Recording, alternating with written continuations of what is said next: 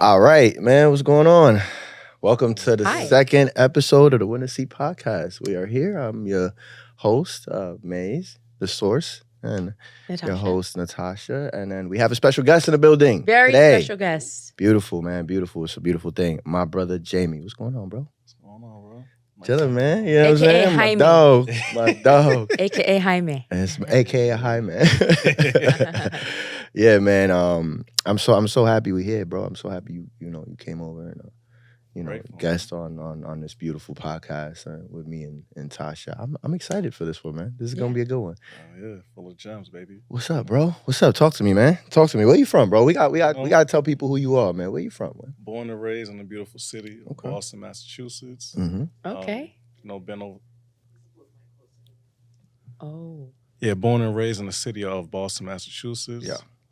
Have all my family there in New York. So I'm constantly back and forth between both of the states. But, Boston's definitely the foundation of everything. Shout out to Boston. Shout out to Yes, Boston. sir. You know what I'm saying? That's why I gotta check out Boston. Boston is kind of sounding kind of cool these days. Well, you got no It's choice, beautiful. man.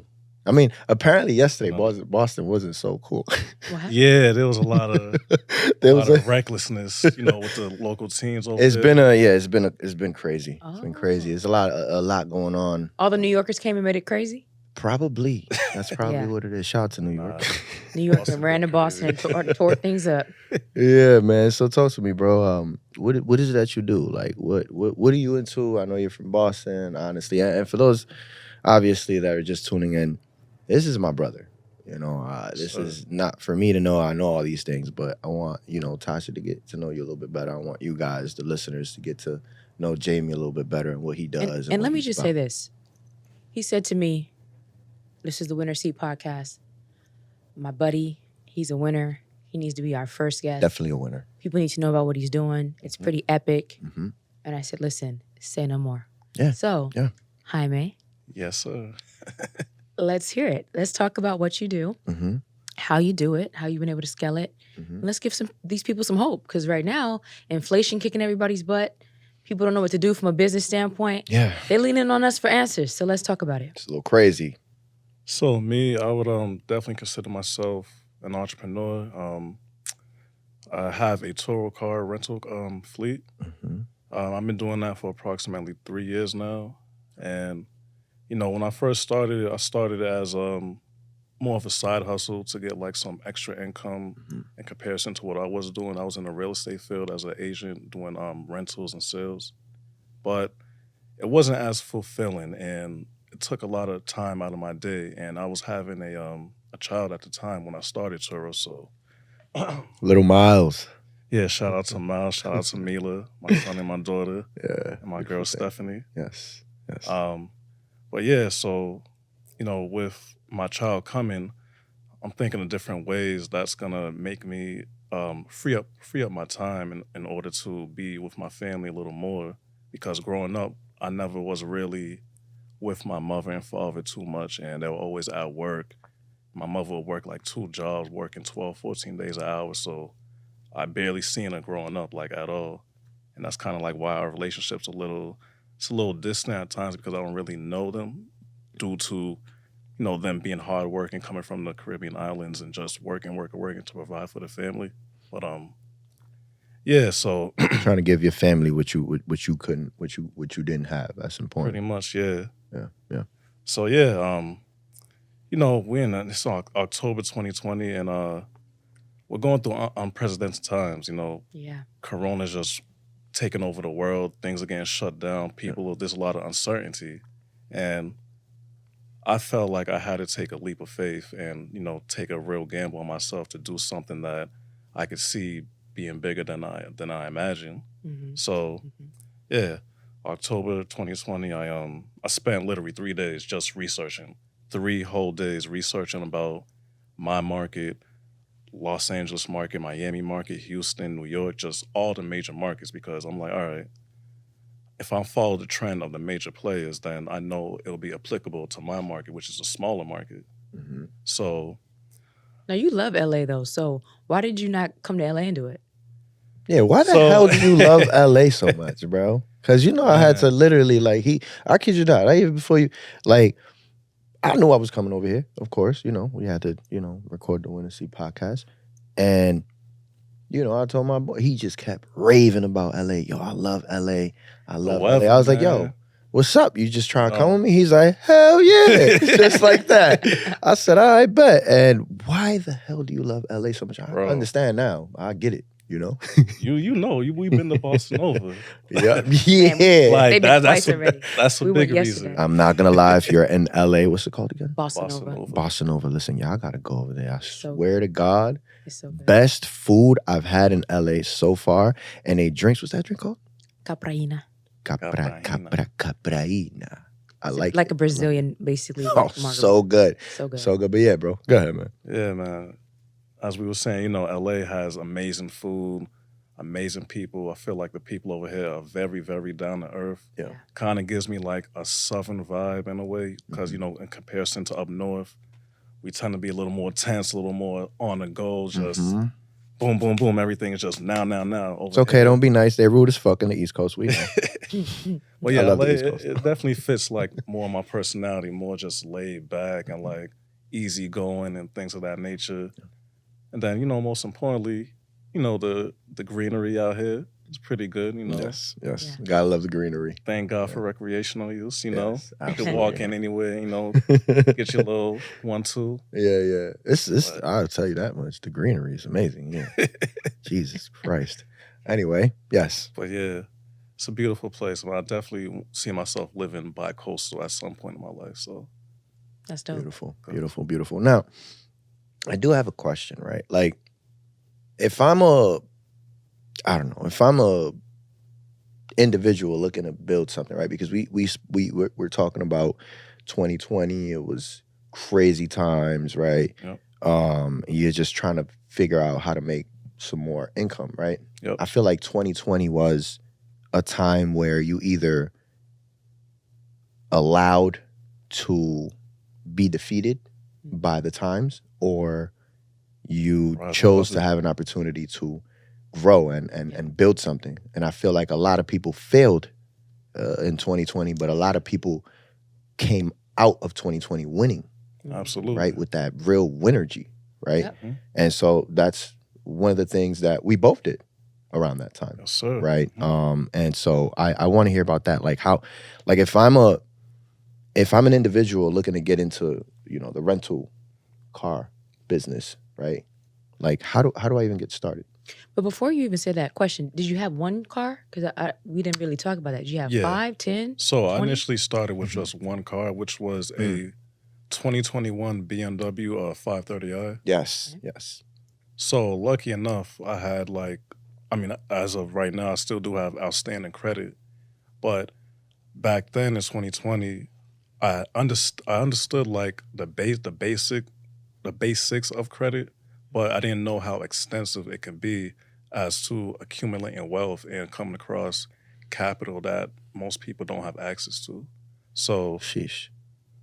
when I started with the first BMW 2021, I went in the dealership. I had, I was still working doing real estate as well, but I realized when I got that car is that, once you have a 720 or better, they don't really ask for like everything in detail as far as Stuff, yeah. They pretty much roll out the red carpet anywhere you go when you have like a very good credit score. Mm-hmm. By the way, shout out to the 800 Club. Hey, shout out to the 800. Yeah. I'm getting there soon.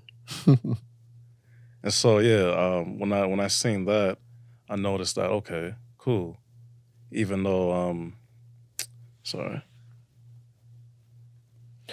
even though, for good credit score, I could accumulate all these cars. Mm-hmm. So I knew that if I go to other dealerships, I'll be able to pretty much run the same play. Do the same thing. Yeah. And so I started off with one car. It was a pretty expensive car at the time that I seen.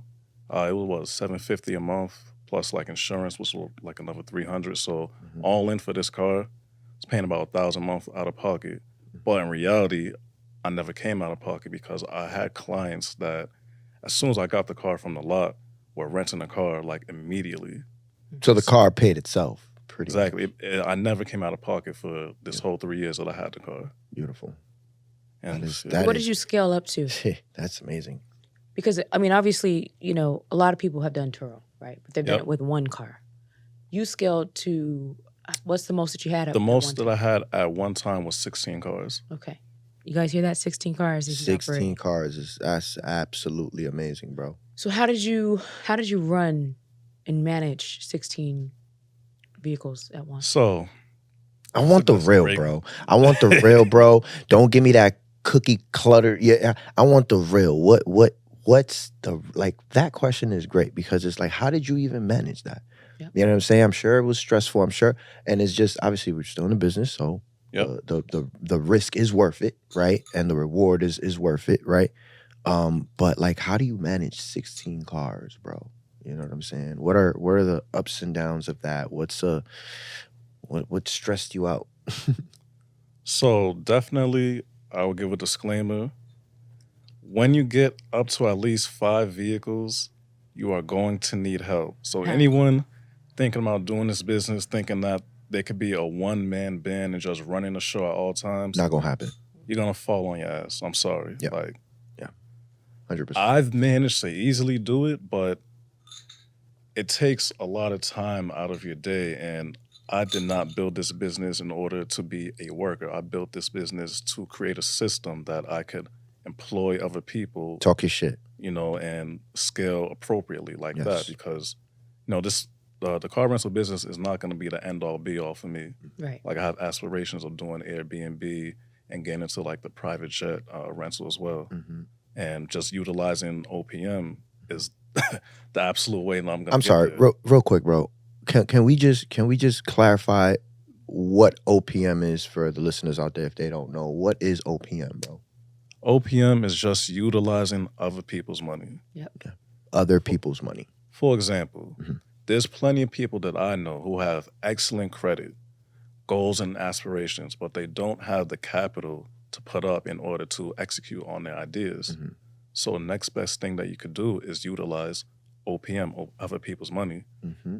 I tell people all the time, you can have a 720 credit score and $0 in the bank, but as long as you have that solid credit score, and of course you got to have like a certain credit profile, because having 2 to 3 credit cards isn't really like a strong credit profile. Yeah. A solid credit profile is you had, you know, school loans, you had personal loans, multiple credit cards, car loans, mortgages, just anything that has and it's not all together, but at least a couple of those things, you know, some sort of history, right? Exactly, that you acquire over time.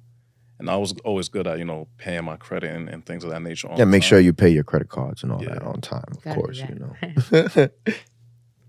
So OPM it's the way to go, at least for me. Some people, you know, cash out on cars. I wouldn't ever recommend cashing out.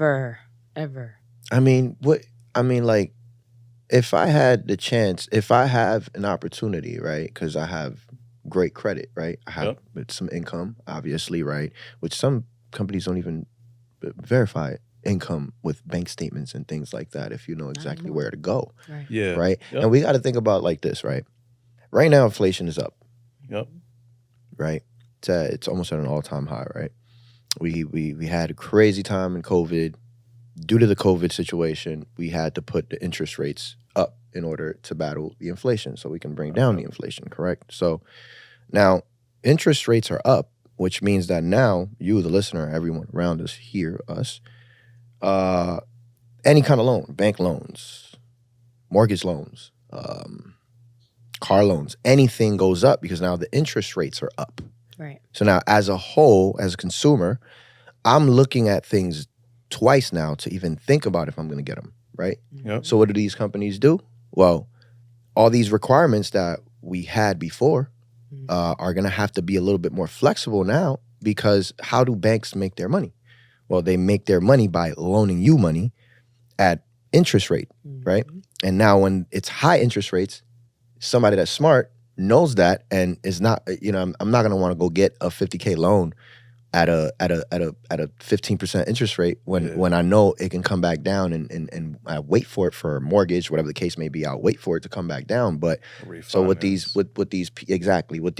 companies are doing now and these institutions are doing is it's kind of like almost kind of fucking you, right? Because you know, they're like, interest rates are high. Let's just make these requirements a little bit more flexible so that way more people can come in and start getting our loans again because there's a lack of sales for our loans. Like that's how they make their money, by the interest rates, right? So, and they make it very, very nice and appealing for you so that way you can come and get these loans out. You know what I'm saying? So I do have a question for you because I did the rental car game in 2017, right?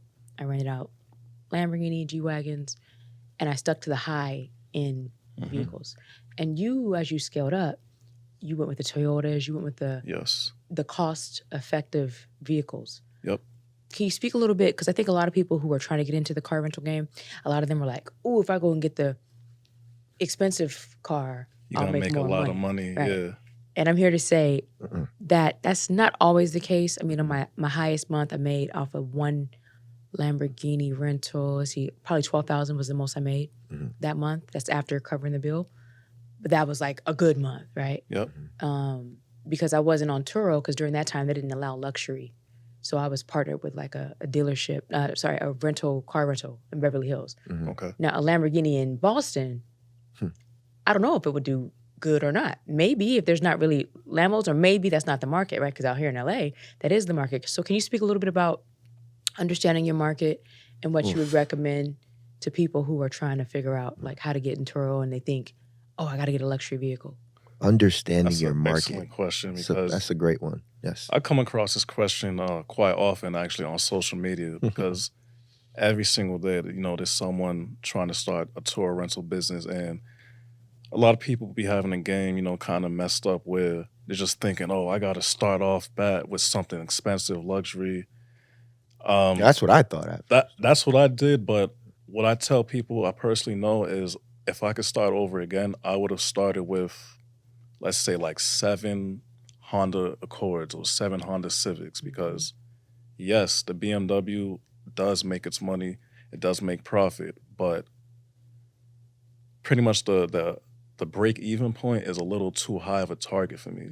I'd rather break even at like $500 with insurance and the car note altogether. Yep. So instead of $1,000, gotta know your numbers. Yeah, bottom line, 100%. Because that extra 500 instead of the 1,000, you got 500 now that you have to cover break even. That extra 500 is in your pocket. Exactly. You know what I'm saying? So 100%. Yeah, I get that.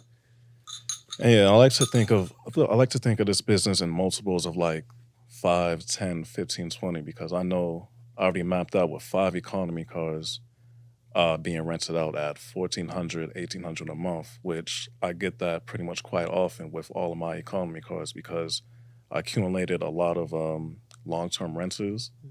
So, and these are people with all different backgrounds. Like I do, you know, my verification, due diligence, make sure they're good to drive, no DUIs, you know, things of that nature. But verification is important. Make sure Yeah, you're because- verifying everything.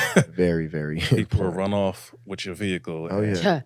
It'll Will be they? Listen, they tried to run off with my Lambo. It was on the port of Long Beach, headed to Asia, okay? What? Yeah, they don't mess around out here. They was taking my dang Lamborghini. My notification, I'm seeing it going towards the ocean. I'm like, what's going on here? Oh, it's real GTA vibes. These people will absolutely steal Yeah. your Oh, stuff. nah. 100%. Nah, well, he got a couple. So- You got to put them on to the, We'll get into that. It's a lot of gems. Yeah. So as far as like, you know, market research, Knowing your market is you very- have yeah. what I classify as a A, B, C market. So California, for example, I would consider that an A market. It's an A market because Why? it's sunny year round. Yeah. You're getting good weather. You're not successful. You're not gonna encounter like the snowstorms and super like freezing temperatures that we encounter in the Northeast, in Boston, New York, just the whole northern region. Right. So Makes it more favorable in LA. exactly, especially when it comes to like luxury and exotic vehicles. So even, you know, upon expanding out here or to Miami, Houston, like the harder markets, I would only choose to send like luxury or exotic cars in these areas Okay. because, like I said, it's sunny all the time. Yeah, they're gonna pay off. Yeah, the cars they're not gonna be messed up with sand and things like that. Yeah, it's less maintenance. Do you think people who have more money, right? Like, for example, LA has a lot of millionaires and billionaires. I don't know if Boston does or not. Do you think that plays a factor as well, in your opinion? Yes and no, because Boston does have, like, there's a shit ton of money over there. It's a very strong economy, but what I Maybe noticed... they're more conservative. Exactly. So when I see, like, in LA, for example, I feel like the average car you see on the street is a Benz. That says something, because the average car, I would feel like, in a city like mine, you'll see more economical vehicles because... Priuses and Hondas and Toyotas. Well, LA is such a thriving economy, and it's like 70% of the East Coast in comparison in size. So yeah, I mean, we was just downstairs, and you just hear the rum from the G-Wagon over here on Tasha, because she be careful if you see her in the streets out here in LA. Y'all gotta be careful, man. I drive well. She drives very well, but she out here. She be out. just as a disclaimer, I am a certified race car driver because of the Lambo. I went to the race. You know what's crazy? I was just joking. I literally just jokingly said serious. that, and you're sick. No, I'm serious. I actually went to like race car driving like courses and stuff, and so I like race car driving. So when you have a vehicle like that, you don't want to just be driving around in the neighborhood waving at everybody. You want to get on that damn track. I hear that. You know what I mean? You want to freaking pedal to the metal. She a professional, I'm telling y'all. So no tickets, no accidents. Knock on wood. You know what I'm saying? Hopefully that it stays that way. You know what I mean? But I also pay attention really well. I'm a defensive driver. For sure. Yes. Awareness is very, very important. But yeah, man, I feel like, again, coming back to this question, right? Now that we've established that you obviously have to know your market before kind of getting into it, right? I do feel like LA is a great place to have luxury cars, supercars, exotic cars, right? And I do feel like Boston and the East Coast, because of all the weather situation and also how conservative people are as well. And like, for example, New York, people are not conservative at all. At all. But you still see less of those supercars and exotic cars over there because of that, exactly, of the winter, of like, if it was sunny all around, it'd just be another LA, because you talking about supercars, you got to keep them in locked away. It's interesting though, because a friend of mine, he has a rental luxury business. Yes. And he was like, coming to New York is booming. And I'm like, really? So I'm thinking about like what you're saying. I was like, I wouldn't have. And he was like, it's really booming. Yeah. He said it's booming more than LA and more than more than Miami. It's also about the people clientele. Yeah. Right? I don't feel like, correct me if I'm wrong, right? I don't feel like supercars and exotic cars, right, necessarily need a lot of clients. You just need to have a good handful of clients that are loyal, that continue to, because let's be serious, you're not renting a supercar, an exotic car to go do something. You're renting it because you want to have fun. Yeah. You want to show off, of course. You know what I'm saying? For sure. People with money will do that, right? But just weather, I think, is very, very favorable for LA and Miami. Absolutely. That's why you see a lot of exotic cars in Miami. That's all you see, man. Yeah, for sure. So yeah, I think knowing your market. Because the guys want to get the attention. It's mostly that. That's the reason. All right, here we go. The guys want to get the attention from the girls, especially in Miami, especially in LA. 100%, yeah. Listen, in LA, you'll see, those videos online where you see like the girl who like the guy tried to talk to her, and then she was like, nah, and then she sees he walked. Oh yeah, the gold digger pranks. Oh, wait, that's your car? Yo, listen, the pranks, and that's so funny. It's so funny, man. Because that really happens in LA, though. Yes, because people, but I mean. And I'm not going to say what, but people are very, very materialistic nowadays. Right. So it's like, I might come out looking like a bum.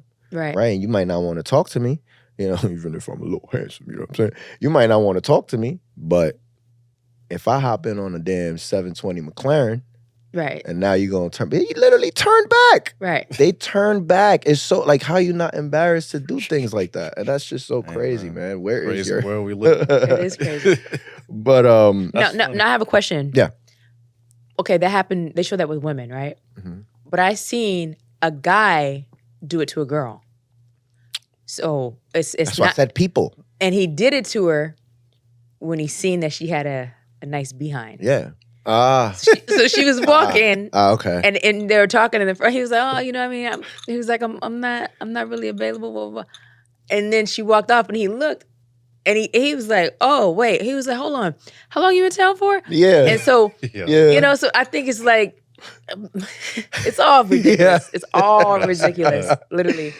Oh man, I love it, man. People are special nowadays. I Yeah, think you know, like- very very materialistic, and then also is that people are so much into looks nowadays, and we get it. Of course, we Right. want a good looking person, of course, you know. Right. But the person got to be way better looking in the inside than the Big time. outside. to Big me, time. you That know heart, what I'm saying? man, I'll tell you. Yeah, that's most important. So, yeah, back to my question, right? So, if I'm a new person, Yep. and I want to get into the rental business, do I start with economic cars? Well, obviously it depends on the market I'm in. It right? depends. It definitely depends on the market, and also, like when I got the BMW, my initial thoughts were, all right, I'm gonna rent these to people who want to stunt like on the weekends, things of that nature. And I mean, it worked, but as I got deeper into the game, it's like, okay, how can I keep people in these cars? So that comes with, the pricing and Yes. the location of where you list your vehicle at. Mm-hmm. So going back to your question, if you do want to get started in the rental game, there's about 4 different ways that you can get started. The first way is cash. You could buy, if you could find like a $3,000 to $5,000 car on Facebook Marketplace, what's it called? OfferUp, Mm-hmm. How much? like a $3,000 to $5,000 Those vehicle. exist still right now in 2023? If you're lucky, you can find them. Just like, equivalent as finding like a $500,000 fixer-upper in like Hollywood Hills. Like, they're still out there, but you got to really, really search. Mm-hmm. So let's talk about that, because I know a couple people who like went into that space and were looking for like cheap cars, and it could just be an LA thing, right? What kind of car can you get for $3,000 to $5,000? What, like mileage So- wise, year? Is this a 1980 hoopty? Oh, or- no. You could, like, all right, you could find cars from that price range, you could find cars between 2011 to like 2014-ish. Mhm. Which is kind of crazy because it's all about the research that you do. Because Yeah. somebody out there is probably like, where I've been looking, it's like you're probably not looking in the right Yeah. places. Yeah. It's tough to come across, but you definitely most of those cars are going to be undesirable, like Mm-hmm. a Nissan Leaf or something. Like Yeah. those are little. It's like the I never equivalent. even heard of that, by the way. Yeah, that's what I'm saying. Because I look for these $3,000 to $5,000 cars often because I like a quick ROI on my money Yeah. if I am going to spend money on a car. Mm. But Mhm. that'll be one way. And do you buy those cash, or do you $3,000 to $5,000 cars. Yeah, you'll definitely buy cash because the return on investment is going to be within It's easy. 3 to 4 I months. mean, on think those about type it. of To be cars. honest with you, in 2012, I mean, you go to Boston and Turo, you find a 2012 Honda Accord, Mhm. which you can find for $5,000, right? wow? 2012 Honda Accord, they're charging you at least $55, $60 a day, Exactly. Mm. literally. You know what I'm saying? And so your return on investment, it's 3 months, you're about to be in profit easy. Yeah. You know, so that's huge. What's the other way? What's the other 3 ways? The second way would be financing, Right. which would be, financing to keep the car, or you could lease a vehicle. I wouldn't recommend going the lease route because obviously you have a cap on your mileage. Yep. My first vehicle that I started off with was a lease, but I made it work out because the car generates a good Money. 20,000 a year, like consistently. So for that one car, it'll be paid off in 3 years. So that's another good way you could go about it. Then another way, third way is a very, I wouldn't say it's a hard way, but it's when you have a little more skin in the game. It's called co-brokering. So what you were doing with your Lamborghini, that was pretty much a co-brokerage agreement. Yes. So co-broking, I like this way too because Okay, I'm learning now. No, because Yeah. I'm really learning now. Facts. co-brokering, you don't have to own a vehicle personally. It's all about the relationships that you have. So when I expand to like Miami, Atlanta, LA, it will be more of a co-brokering situation because I'm not going to own these vehicles, but I'm going to have access to these vehicles, and I'm going to put people that are vetted and trusted and have the money and they're willing, I know they're going to be responsible with the vehicle. I'm going to, allow them the opportunity to, rent these vehicles out. So that nobody gets confused. So he's saying co-brokering, meaning in that scenario, he would be the co-broker. I own the Lamborghini. I hand it off to him. He doesn't own it, but he has the clientele to rent it out. Exactly. Yes. Just want to make sure that the people understand exactly what you meant by that. Gotcha. Because that's a great option for people who have cars that are just sitting around. You have the relationships, you manage and run it. Yes. Yep. That's huge. That's how I was able to like scale my fleet quickly because, if some of my friends, everyone has a car that they barely use. Like I drive a lot. Like I probably put $30,000 a year on a car. Oh wow. Just driving.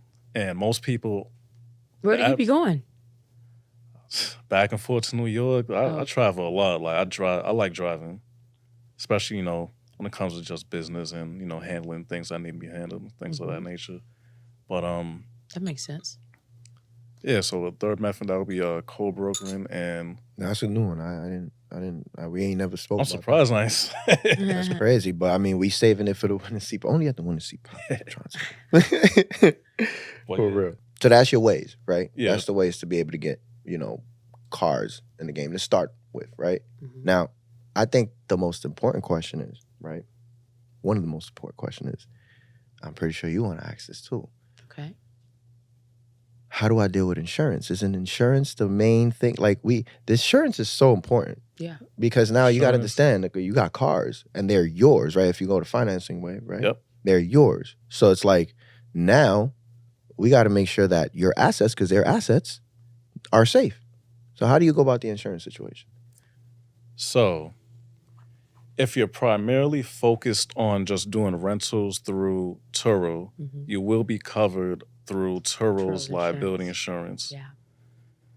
But I've noticed dealing with this game is that insurance doesn't like to pay out as much. They sure don't, especially Turo insurance. Yeah, so I had I'm against this story, but insurance. Oh man, yeah, you got it. You got it. Yeah, insurance is actually my favorite part of the business because that's what scares a lot of people. And insurance, it could take you out of the game if you don't properly know how to like just take pictures of your car, like little things like that. Taking pictures of your car before it goes out on a trip and verifying people's license. Like I manage all of my fleet right now remotely. I can control all of my cars from my phone. Excuse me, you can what? I can control all of my vehicles from my cell phone. Do you know how much time? Do you know how much time you're saving yourself? So basically, right now, while you're in LA, somebody could be ready to rent out in Boston, and you can go on your phone and unlock the vehicle. Yeah, they already did. And start it too? Yes. We did that Start yesterday. it and unlock it. Yes. Oh, wow. Let's go. That's now let me just say this. Me as a person who's been in the car rental game back in 2017, I had never even heard of that. That's a gem right there. Yeah. That's a gem. Beautiful. Because that's how you do automation, where you don't have to stress about it. Yes. I mean, so basically you just give them the address, pick it up. Yep. Everything's verified. Yep. Boom, it's unlocked. Yep. Boom. It's easy. It's done. Yeah. I mean, I mean, let's be honest. We're gonna speak about experience for real. Mm-hmm. We're here in LA.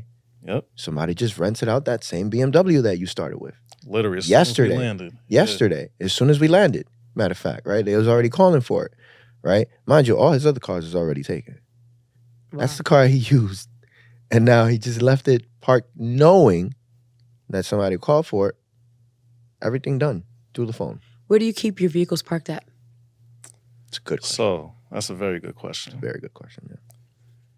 So without giving the whole spill, I'm gonna dance around a little bit, but I've noticed that keeping your vehicles parked around like an airport is very key because 70 to 80% of my clients, they're all coming in and out of town from like wherever in the world that they're coming from. That's so important. And you just gave a crazy gem right now. Listen, it will increase your bookings like dramatically.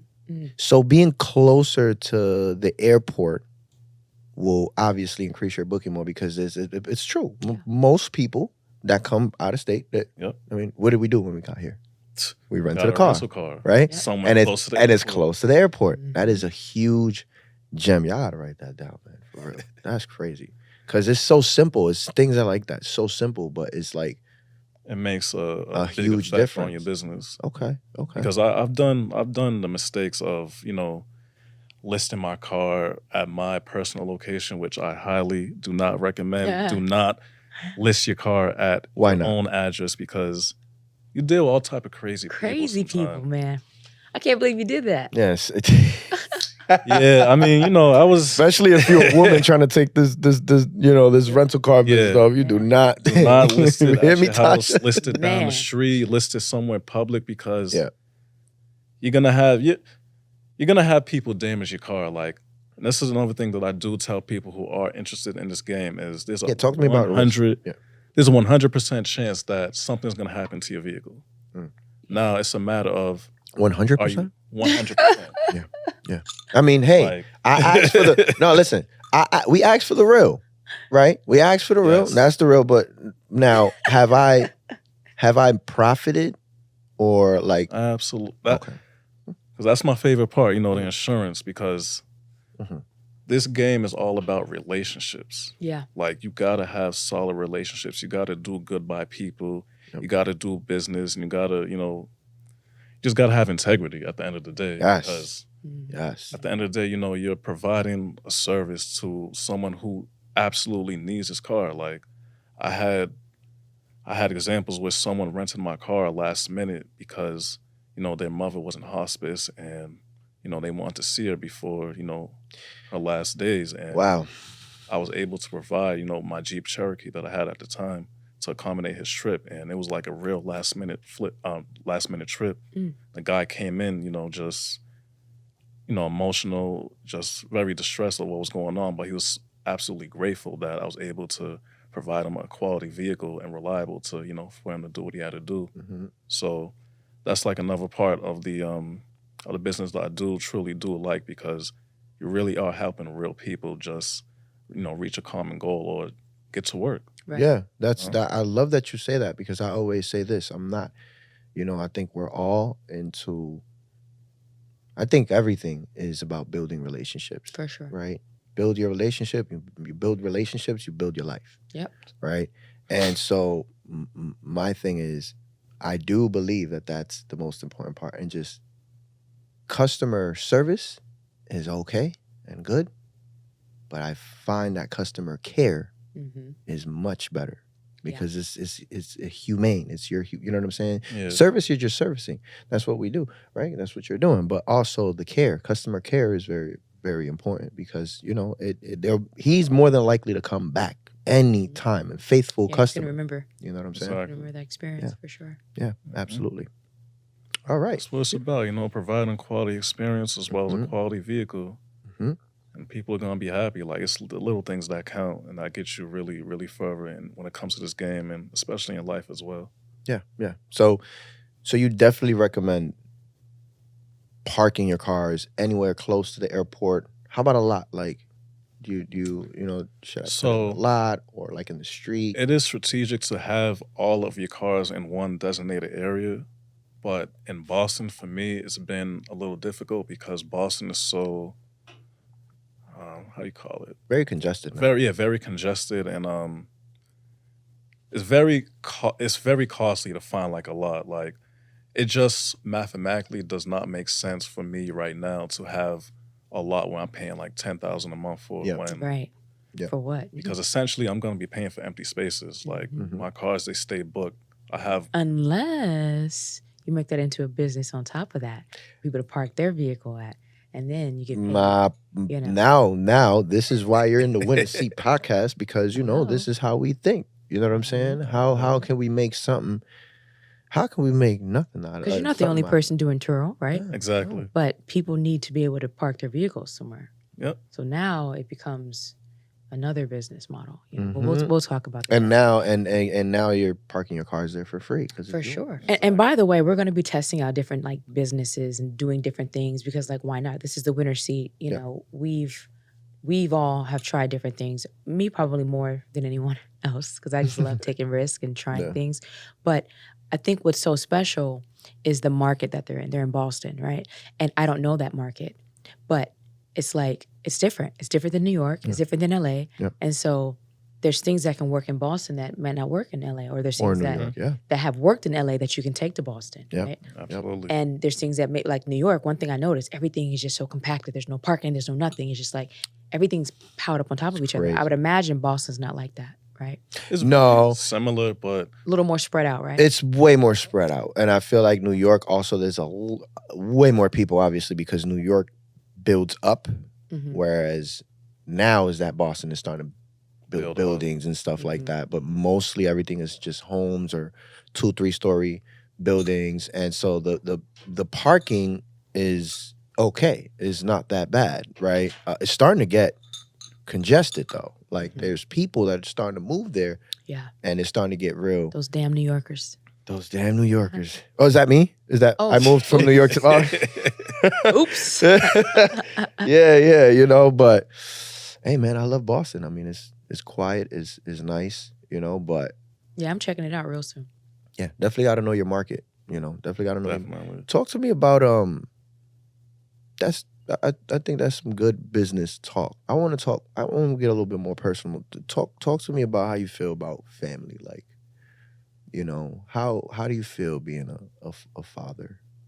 You know? Man, fatherhood, it be kicking my ass at times, but like, there's nothing like waking up and just seeing those smiley gums in your face and, you know, drool all over me and, you know, things of that nature. And it's a great learning experience because I'm learning about, you know, my children as well as I'm learning more about myself. And, you know, I'm learning I need to be a little more patient when it comes to my child at times. Yeah.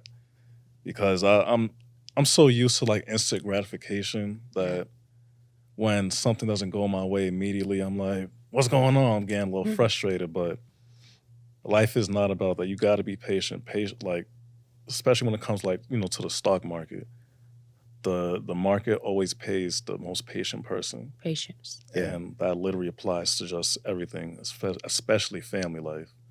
So speaking of family life, with your girl, is she helping run the Turo business? Does she work? Like, one of the questions I have that I wanted to bring up, with you being an entrepreneur, Turo is your main focus, correct? Yes. Does she assist with that? Does she have her own career? Do you guys work together? And if you do work together, how has that been? So she has her own career. She's working in the, she's a social worker. Okay. So that's one of her passions that she loves doing. And she does help me time and time, especially when I have to do like deliveries. But sometimes That's huge. That's like the most help. Yeah. Like that's because that's what you move, really. If you can't come pick it up, that's the only thing that requires me to move with this Turo business. So until the robots come and move it for you, right? Yo, listen. Tesla. Before you said, yo, Tosh, listen. Holy shit. This is my first time in LA. Listen, the other night, You right? saw the robot? Yo, listen. The robot is just, and homeboy is Food like, delivery. Yeah, homeboy's like, look, we in the car. We leaving. We were actually right outside of Boston. Yeah. So They're the ones that have mastered it. Yeah. Oh yeah. Yeah. So we leaving, and he's like, "Yo, look, that robot is just delivering something." And this shit is literally slowing down the curb, crossing the street, waits to make sure that there's no. I was just like, it's "What crazy." Yo, man, listen, AI is the future, guys. I'm telling you, AI. Listen. Make sure you build something for yourself. AI might take your job. Listen, shout out AI book publisher. Yeah, shout out we AI in this book thing. publisher. You killing it right now too, I am right? killing it. I am. Because you know what it is? Some signups coming in right now as we I speak. understand how to stay ahead of the curve. I've mastered it. Say that. I know when to get in. Yep. I know when to get out. Yep. And so With AI, we're just getting Yeah, started. sometimes you know when to get in and know when to sell. Yeah. You know what I'm saying? AI book plus shit, I'm telling you. Yes. Fire. Yes. Dope. But yeah, man. So you know? as far, my girlfriend, she works a full-time job. Mm. And luckily, some of my other homies from back home that I did put on to this whole tour game as well, they're also entrepreneurs. Like my one of my close homies, Luigi, he's also a music producer, audio engineer. And I put him on to that as well as a means of getting some extra income. Mm-hmm. So shout out to him and Giraldi, because they helped me tremendously, because I had cars that broke down in other states, like in Rhode Island. Oh, wow. Had cars get repoed. I had to repo a car recently in like an hour away from where I live. So No, when you say repo, you had to go repo it back, or the people had to Yes. repo it from you? Because I had to repo you want it to back. clarify. You don't want them thinking you over here Yeah. messing up your credit. Oh, now. Tell them what you... no.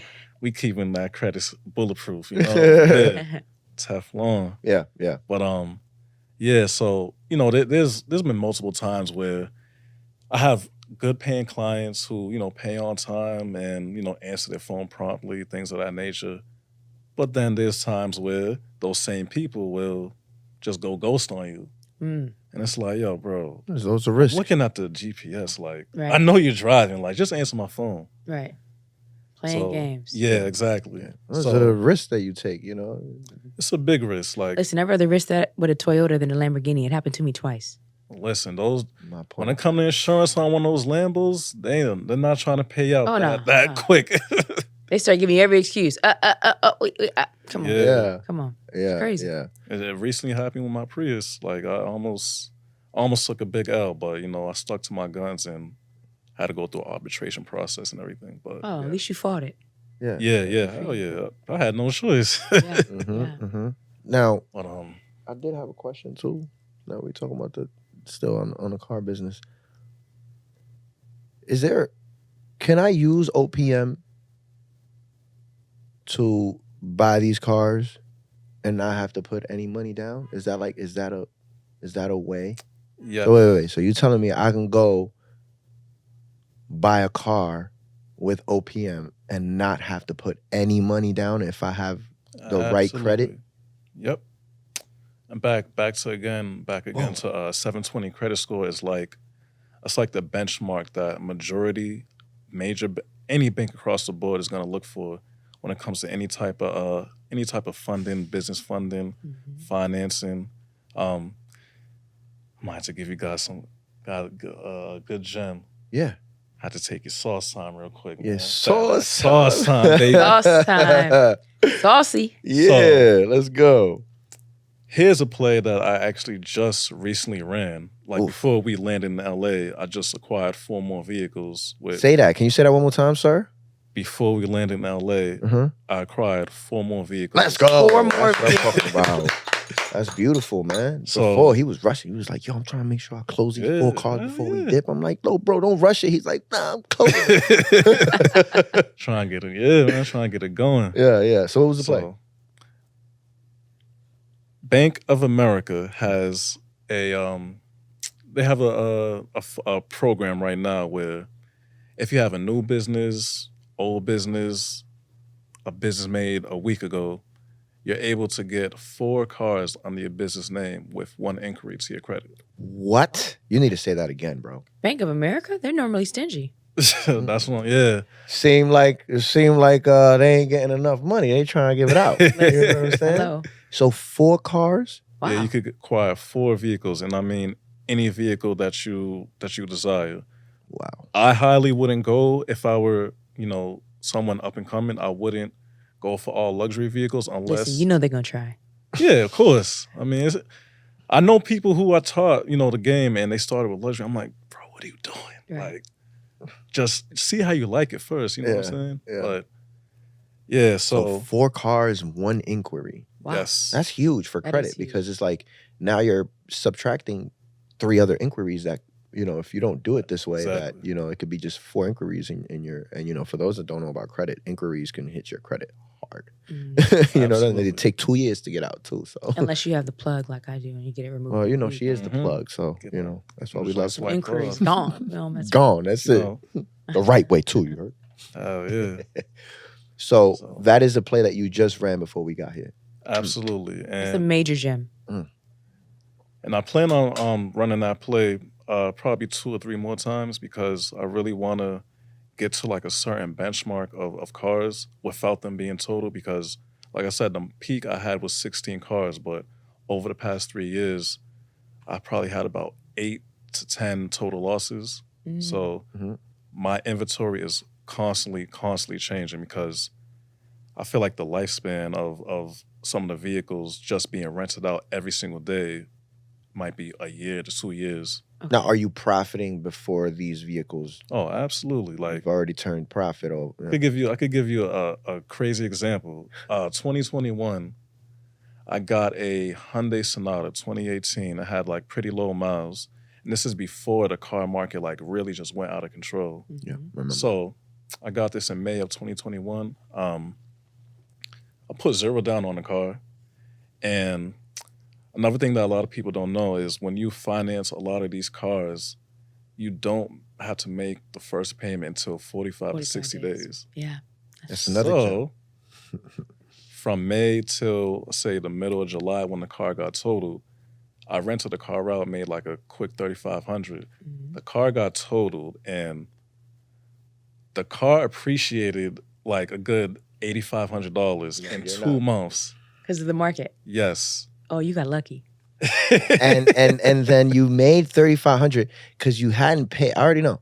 You already know where you're going. And you hadn't paid because it was the 45 days. Exactly. And so the $3,500 is yours, but then it got totaled, and then I paid one car note, which was like $280, and then it got totaled shortly after that, like the following week. Wow.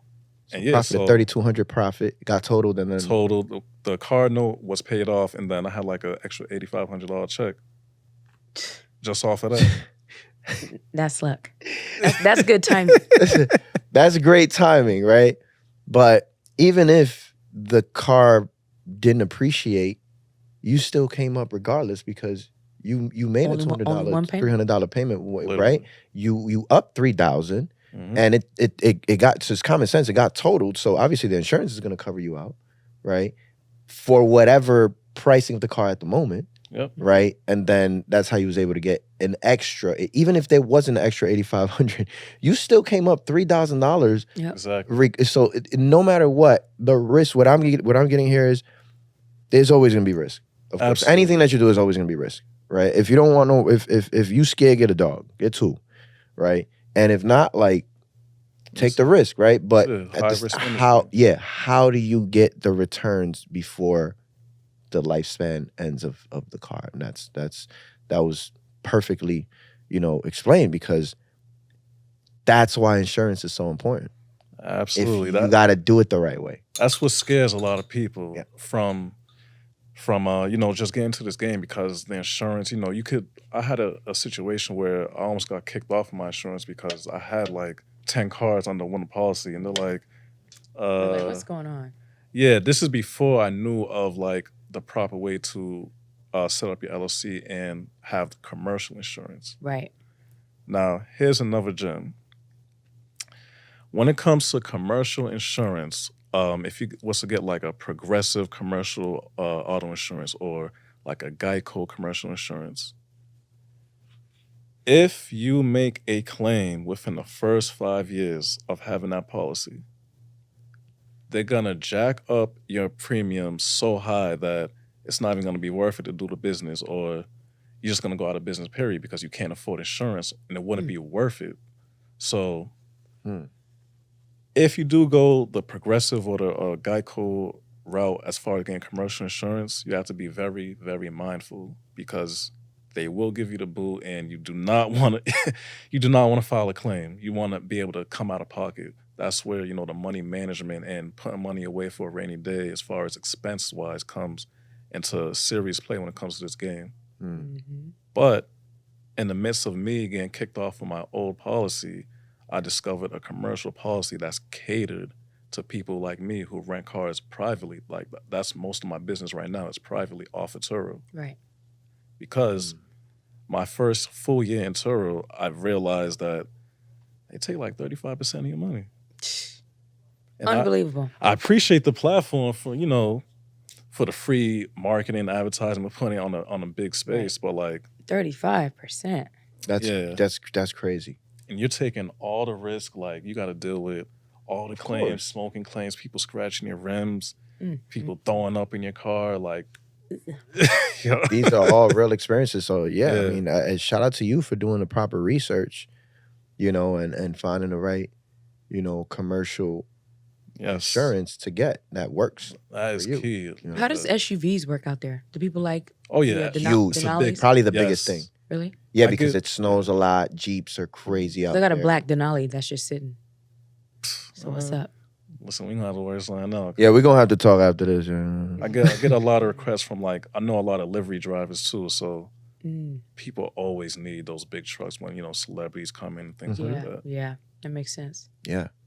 And I haven't even with it being here in LA, I just was like, because of 2018 out here they want brand new everything. It's LA. Well, celebrities don't want to be picked up in 2018. They want that 2024. Now, before 2024 is not out yet. I want it though. With the TVs in the back. Right now, TVs, plasma. Period. Listen, the way I got the business set up, like people don't even care about the age of the vehicle because, like I said, a lot of my clients, they're all like long-term renters. Some of these people either don't have the credit in order to get like a good interest rate on a vehicle, or some people just don't have the money for a down payment. Or those are great people to target, bro. Yeah, at least where we're at. Yeah, it's key, bro, because now it's someone that can't go get a car. Like they can't, but they have the money. They just don't have the credit score, whatever the case may be. They might not have $5,000, $10,000 to put down because of their credit score, but they do have $400, $500 to give you a week because I'm pretty sure their turnover on profit or whatever they're doing is get to work, whatever the case may be. So, most of that, definitely. That's a good market to target. Depending on your city. Well, we're coming to the end of this episode. Yes, we are. This was good, brother. Thank you so much, bro, for pulling up. You had no choice because you came here with me, but still, thank you so much, bro, for pulling up and giving us these gems. I hope you guys, took some gems down, and I certainly believe that this is probably not going to be, the last time that you are here. I got plenty more to give, man, but I just didn't want to, overload everyone. Yeah. And I think that everyone should just take note. If you're in a town, not a major town, look into Turo, right? Look into doing things that can work in a small town, because we just learned here, my Denali will probably kill there, but here it's sitting, right? Market is all about the market. Yeah, it's all about the market. Know your market. Yeah. So, yeah. 100%. Well, my brother. Thank you so much for being here with us, Jamie, a.k.a. Jaime. Yeah. Jaime, thank you guys. Thank you thank to you listeners and everyone out there. Thank you so much for taking the time to be with us. Episode 2 of the Winner Seat Podcast, WSP. Yes. I appreciate y'all, and I'll see y'all on episode 3. All right. Bye-bye.